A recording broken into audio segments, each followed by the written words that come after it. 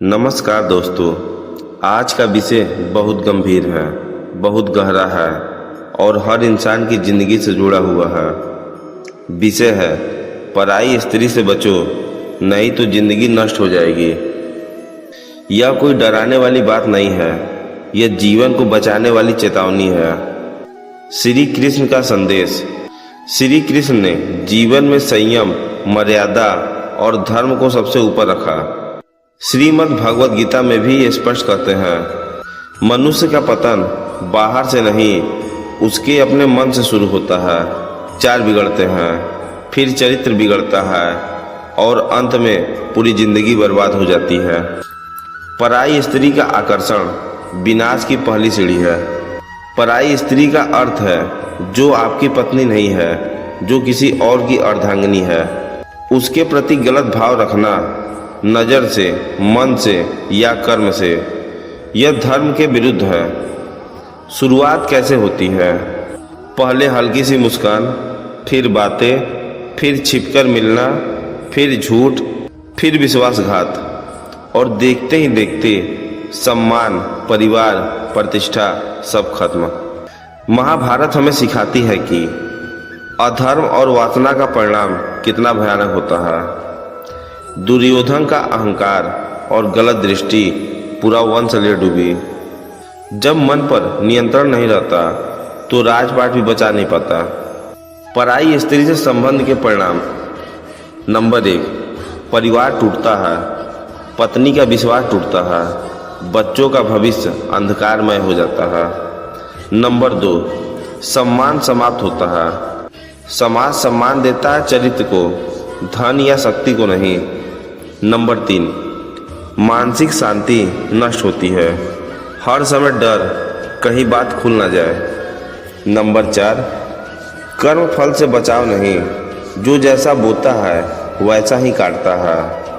क्षणिक आकर्षण का सुख छोटा होता है, पर उसका पछतावा जीवन भर साथ चलता है। जो अपने मन पर विजय पा लेता है वही सच्चा विजेता कहलाता है। पराई स्त्री पर दृष्टि डालने से पहले अपने परिवार की आंखों में झांक कर देखो। कृष्ण क्या सिखाते हैं? श्री कृष्ण कहते हैं, मन को साधो, नजर को पवित्र रखो, पत्नी को सम्मान दो, अपने धर्म में स्थिर रहो। जो व्यक्ति अपनी पत्नी में संतुष्ट है वही सच्चा पुरुष है। धर्म से हटकर उठाया गया हर कदम विनाश की ओर ले ही जाता है। चरित्र वह धन है जो एक बार खो जाए तो फिर वापस नहीं आता। सच्चा पुरुष वही है जो अवसर मिलने पर भी अपना मर्यादा नहीं छोड़ता। असली युद्ध बाहर नहीं, भीतर है। महाभारत का युद्ध कुरुक्षेत्र में हुआ, पर असली युद्ध हर इंसान के मन में चलता है। एक ओर वासना, दूसरी ओर धर्म।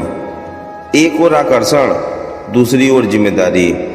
जो धर्म को चुनता है वही जीवन जीतता है। जिस घर में विश्वास टूटता है वहाँ सुख अपने आप चला जाता है। मन को वश में रखो, नहीं तो मन ही तुम्हें अपने वश में कर लेगा। पत्नी का सम्मान ईश्वर का सम्मान। पत्नी केवल जीवन संगनी नहीं, वह घर की लक्ष्मी है। जो अपनी पत्नी को धोखा देता है वह केवल उसे नहीं, ईश्वर को भी दुख देता है। सच्चा पुरुष वही है जो कठिन समय में भी अपनी मर्यादा नहीं छोड़ता। सम्मान कमाने में सालों लगते हैं, पर खोने में एक पल। पत्नी का सम्मान करना ही ईश्वर का सम्मान करना है।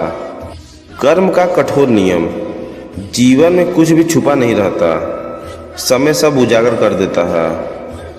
आज अगर कोई सोचता है किसी को पता नहीं चलेगा, तो याद रखो ईश्वर देख रहा है, कर्म गिन रहा है, समय प्रतीक्षा कर रहा है।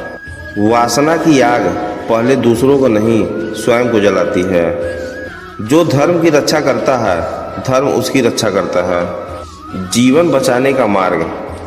अगर मन भटक रहा है तो यह उपाय अपनाओ। ध्यान और प्रार्थना। पत्नी के साथ समय बिताओ। अपने लक्ष्य पर ध्यान दो। गलत संगति छोड़ दो। आध्यात्मिक किताबें पढ़ो। धीरे धीरे मन शांत हो जाएगा। संयम ही पुरुष का असली आभूषण है। गलत रास्ता आसान लगता है, पर अंत में वही सबसे कठिन बन जाता है। जीवन की सच्ची जीत अपने मन की जीत में छिपी है। दोस्तों, क्षणिक सुख के लिए स्थायी विनाश मत चुनो।